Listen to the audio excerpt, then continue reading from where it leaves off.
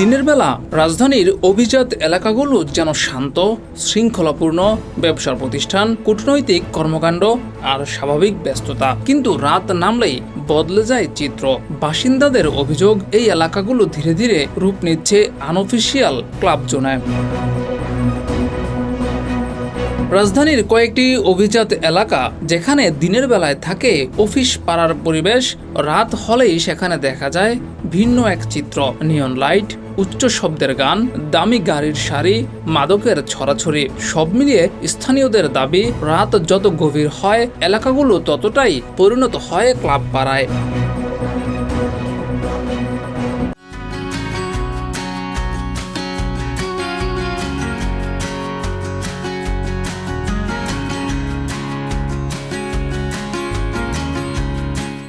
বিভিন্ন lounge, restaurant, বিনোদন কেন্দ্র যেমন বাড়ছে তেমনি বাড়ছে রাত বিরাতের ভিড়, শব্দ দূষণের অভিযোগ। তাছাড়া রাতে বিভিন্ন ক্লাব, বার যেন পরিণত হয় মাদকের আখড়ায়, যেখানে আবার মাদকের সঙ্গে সঙ্গে থাকে অশ্লীলতার ছড়াছড়ি। গুলশান, বনানীর মতো অভিজাত এলাকায় এই ধরনের বারটি এখন বিরক্তির কারণ হয়ে উঠেছে সাধারণ মানুষের জন্য, কিন্তু এগুলো দেখার জন্য কেউ নেই।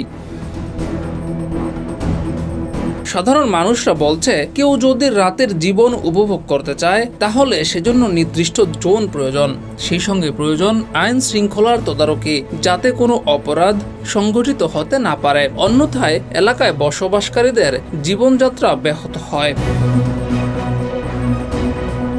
প্রশ্ন একটাই, আধুনিক শহরের নাম করে যদি আবাসিক এলাকায় এসব নাচ, গান আর মাদক অনিয়ন্ত্রিতভাবে বাড়তে থাকে, তাহলে শহর কি সত্যি বাসযোগ্য থাকবে, নাকি রাত নামলেই বদলে যাওয়া এই চিত্র ভবিষ্যতে বড় ধরনের সংকট তৈরি করবে?